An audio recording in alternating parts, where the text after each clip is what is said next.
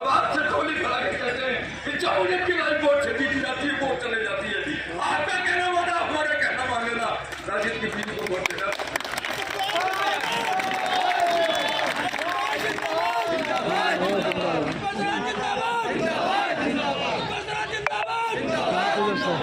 बेफिक्र है, आईने सा किरदार रखते हैं। बेफिक्र है, आईने सा किरदार रखते हैं। फिक्र वो करें जो चेहरे दो चार रखते हैं। फिक्र वो करें जो चेहरे दो चार रखते हैं। और अब मैं इस चुनावी सभा को संबोधित करने के लिए हमारे बड़े भाई समाजवादी पार्टी के प्रत्याशी मोहतरमा कृष्णा आजाद के प्रति प्रोफेसर डॉक्टर अंसारी साहब को दावा देना चाहूंगा। आज की इस सभा की सदारत कर रहे सदर मोहतरम अली जनाब हाफिज लईक साहब। आज की इस सभा के खुसूसी मेहमान अली जनाब भगवतरन गंगवार जी और हमारे विशेष खास मेहमान मोहतरम अली जनाब इरफान हक कादरी साहब,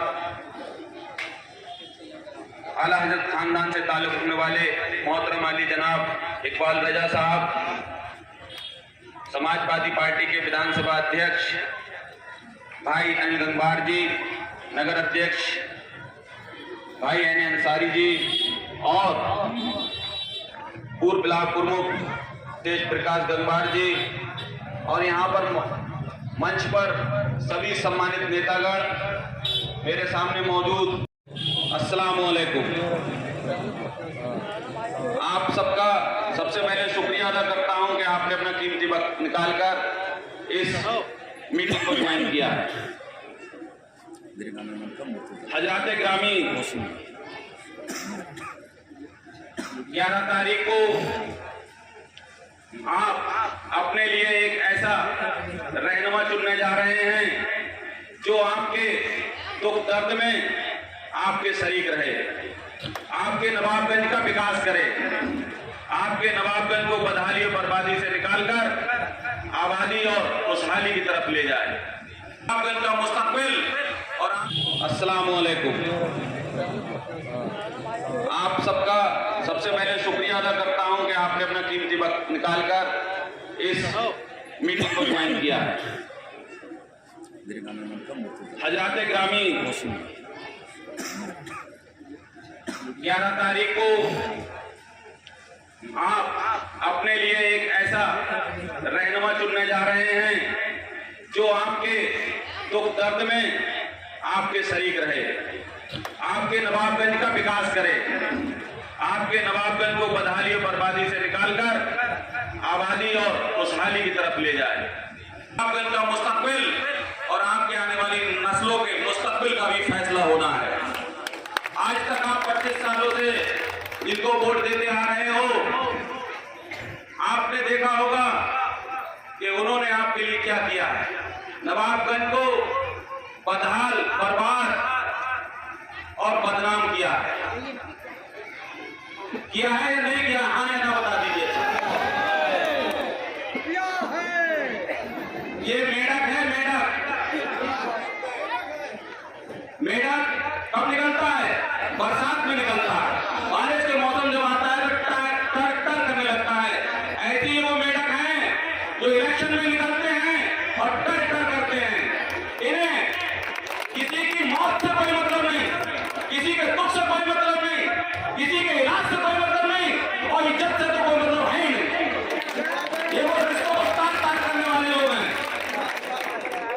ये रिश्तों को तार-तार करने वाले लोग हैं। भाइयों, पहचानिए इन्हें, ये आपके नहीं हो सकते। अरे जो अपनी बीवी का नहीं हुआ,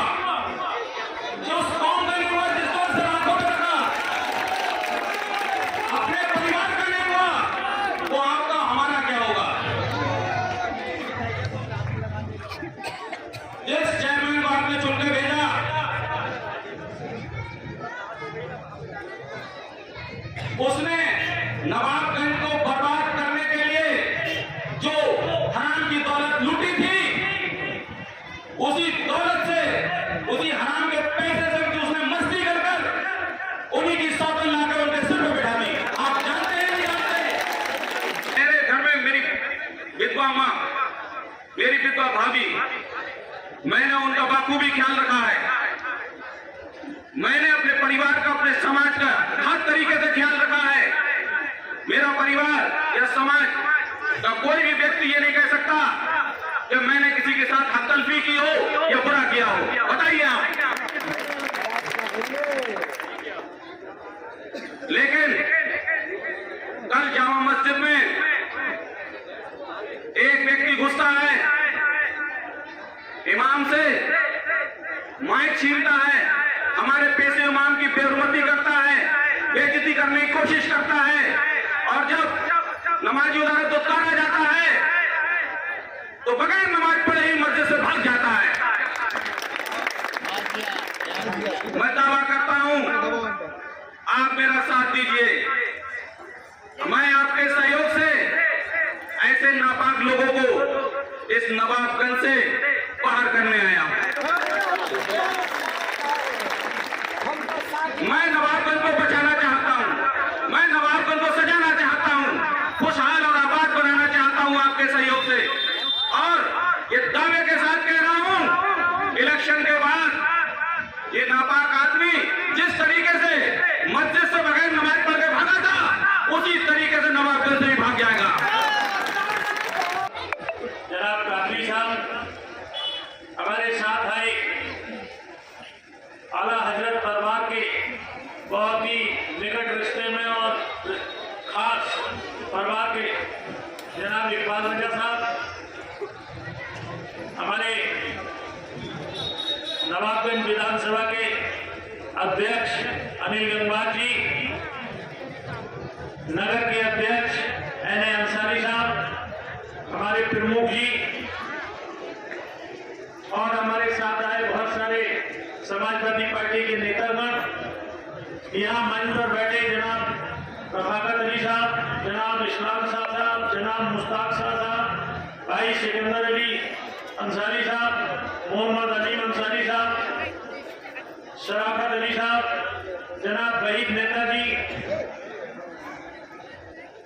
और बहुत सारे साथीगण सामने बैठे, सम्मानित बुजुर्गों और साथियों, दोस्तों। अगर भैया आप सामने बात कर रहे हैं, सुनो जरा, मुझे ज्यादा कहने की जरूरत नहीं कुछ भी।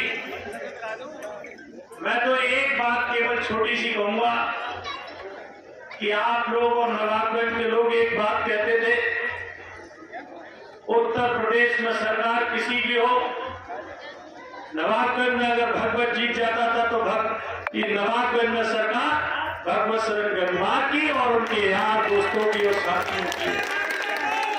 ये जीत का परिणाम होता है। मुझे बहुत ज्यादा कहने की जरूरत नहीं, मैं केवल फिर से याद दिलवा रहा हूं। याद करो ताजुद्दीन साहब की बात, याद करो एन.ए. अंसारी साहब ने जो कहा उस बात को, याद करो और सारे वक्ताओं की बातों को। मैं तो आपसे रोज बातें कर रहा हूं कई दिन से, और अगर इन लोगों की बातों को सही नहीं माना तो शायद भगवत की बात को भी आप लोग सही नहीं मानोगे। लेकिन मानना ना मानना आपका काम है। लेकिन मैं कहना चाहूंगा कि अगर नवाबगंज को सुरक्षित रखना चाहते हो, नवाबगंज का विकास करना चाहते हो, अपने बेटे बेटियों को ऊंचाई तक पहुंचाना चाहते हो, हर घर में खुशहाली हो ऐसी व्यवस्था चाहते हो, तो निश्चित रूप से इन साथियों की बातों को गौर कर लेना, एक एक बात को गौर करना।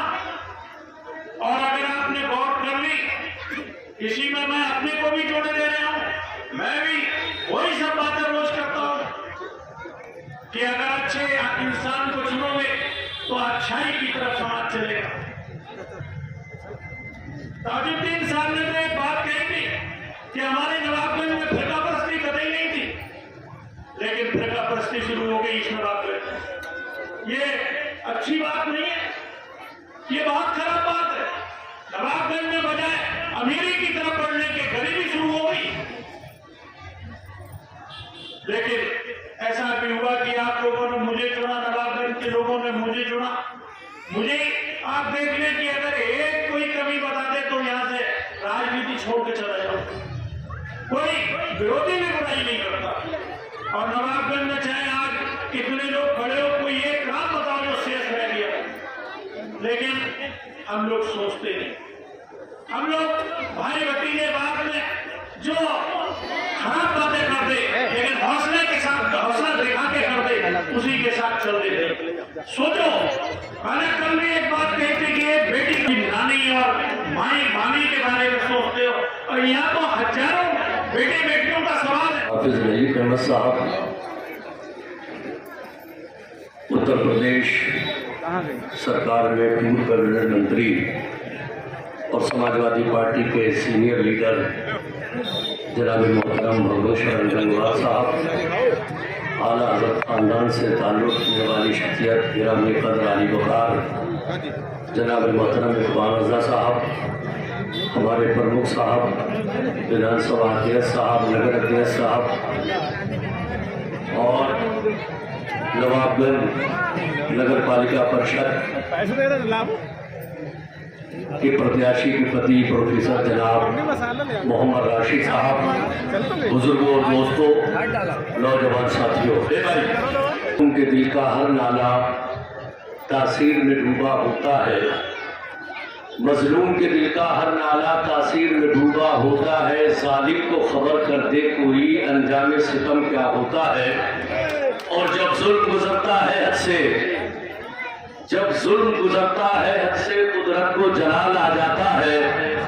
फिरौन का सर जब उठता है, मूसा कोई पैदा होता है। चुनाव तो बहुत छोटा है, नगर पालिका का चुनाव है। ये इंडिपेंडेंट आजाद बोर्ड होता है जो गवर्नमेंट के इश्तराक से चलाया जाता है, लेकिन मकसद हम लोगों के बहुत बड़े हैं और हमें और आपको इस छोटे से चुनाव में एक बड़े मकसद पर नजर रखनी है। बहुत ध्यान से, तवज्जो से, गौर से मेरी बातें सुनिए। ये जो लड़ाई आज इस वक्त जमहूरियत, लोकतंत्र, संविधान बचाने की है, वो किसी और चीज से नहीं बल्कि आपके अपने वोटों की शक्ति और ताकत के जरिए है। इस देश और प्रदेश में किस तरह के हालात और माहौल बनाए गए हैं, ये किसी से ढकी छुपी बात नहीं है। आप भली भांति उन तमाम चीजों से वाकिफ है। लेकिन जब चुनाव हमारे बीच में आ जाता है तो कुछ ऐसे लोग स्वार्थी मतलबी होते हैं जो ये चाहते हैं कि सिर्फ और सिर्फ मैं ही पूरी जिंदगी मलाई खाऊं, कौम का भला हो ना भला हो या ना भला हो, गरीबों के साथ खड़ा हुआ ना खड़ा हूं, किसी की मदद की है नहीं की, बस मेरा डंडा और झंडा ऊंचा रहे, इसी को लेके वो हमेशा समाज के बीच में रहते हैं। लेकिन लोगों सुनो, आगे से पीछे सब लोग गौर से सुनो, ये चुनाव किसी के व्यक्त का नहीं है, किसी हिसाब का नहीं है, न राशिद भाई का है, न भगवत शरण गंगवार जी का, न हमारा, बल्कि ऐसे फिरका परस्त दौर से हमारा गुजर रहे हैं कि जिस दौर में यह चुनाव हम सबका है, राशिद भाई तनहा नहीं बल्कि नवाबगंज का एक एक आदमी बना। जब हम सब चुनाव मिलकर लड़ेंगे तब इन फिरका परस्त ताकतों को कहीं ना कहीं हम धूल चढ़ाने का काम करेंगे। आप बिल्कुल ईमानदारी से हाथ रख के सोचना, राशिद भाई भाजपा के मुकाबले में राशिद भाई के अलावा दूसरा कोई उम्मीदवार नहीं। जिस शख्स की बात की जाती है, जिस व्यक्ति की बात की जाती है, मैं उसका नाम नहीं लेना चाहता, लेकिन वो चुनाव जीतने के लिए हमारे और आपके बीच में नहीं है, बल्कि वो ये चाहता है ये साफ सुथरी छवि का आदमी कहीं जीत ना जाए और फिर हमारे करने का मौका कहीं अंजाम बुरा न हो। वो जीतने से ज्यादा एक अच्छे आदमी को हराना चाहता है, ताकि ये हार जाएंगे तो आगे के रास्ते हमारे लिए खुले रहेंगे। बताओ जरा सही, कौन सी उनके पास शक्ति है, राजनीतिक और सामाजिक कौन से उनके पास ताकत है, कैसे वो जीत रहे हैं, कैसे वो नगर पालिका के चेयरमैन बन रहे हैं। माननीय भगवत शरण गंगवार जी, क्या इन्हें हम मामूली आदमी समझते हो? नवाबगंज का विधायक कोई भी हो, लेकिन नवाबगंज की पहचान आप भी तो देख पे माननीय भगवत शरण गंगवार जी के दिल में अपनी कौम का थोड़ा सा भी दर्द है तो सिर्फ एक साथ बिरादरी नहीं, आप बता दो नवाबगंज में मुस्लिम बिरादरियों में जितनी बिरादरियां हैं, कोई भी दूसरा उम्मीदवार ऐसा नहीं होगा जो इन तमाम बिरादरियों को अपने साथ रखे हुए हो। अगर अंसारी बिरादरी के साथ सारी बिरादरियों का साथ और सहयोग और समर्थन किसी उम्मीदवार को मिल रहा है तो वो जनाब राशिद साहब है, दूसरा और कोई नहीं है। तो जहां सब समाज है, जहां सारे लोग जमा है, तो आखिरकार वही तो आदमी जीत सकता है, रिजल्ट वही दे सकता है, मंजिल वही पा सकता है। इसलिए कहीं इधर उधर मत भटकिए, डरिए भी नहीं, खौफ भी मत कीजिए और किसी की इतनी बुराई भलाई से भी काम मत लीजिए। अपना काम कीजिए, हिम्मत से काम लीजिए। हिम्मते मर्दा मददे खुदा, उठान कमर क्यों डरता है, फिर देख खुदा क्या करता है। उस दिल की मदद अल्लाह भी नहीं करता। 11 तारीख तक नाइक साहब और इस सभा के मुख्य अतिथि माननीय भगवत शरण गंगवार जी, जनाब इरफानुल हक कादरी साहब और मेरी पार्टी के तमाम नेतागण और यहाँ तमाम मौजूद लायके एहतराम बुजुर्गों, भाइयों, मेरी प्यारी माँ और बहनों, अस्सलाम वालेकुम। आज इस सभा का मकसद 11 तारीख को होने वाले चुनाव में एक अच्छे कैंडिडेट का चुनाव करना है और मेरे शौहर जो पिछले कई सालों से आपके बीच में मौजूद हैं और 24 घंटे आपके बीच में रहकर सेवा करते हैं, जिन्होंने पिछले 2.5-3 सालों में नवाबगंज में जनहित के कार्य किए हैं, उसके आधार पर मैं आपसे वोट करने की अपील करने आई हूँ और मुझे उम्मीद है कि आप लोग मुझे निराश नहीं करेंगे। यदि आप लोगों ने मुझे वोट देकर और मुझे जिताकर नगर पालिका भेजा तो मैं भी आपसे वादा करती हूँ कि मैं आपको किसी भी स्तर पर मायूसी हासिल नहीं होने दूंगी।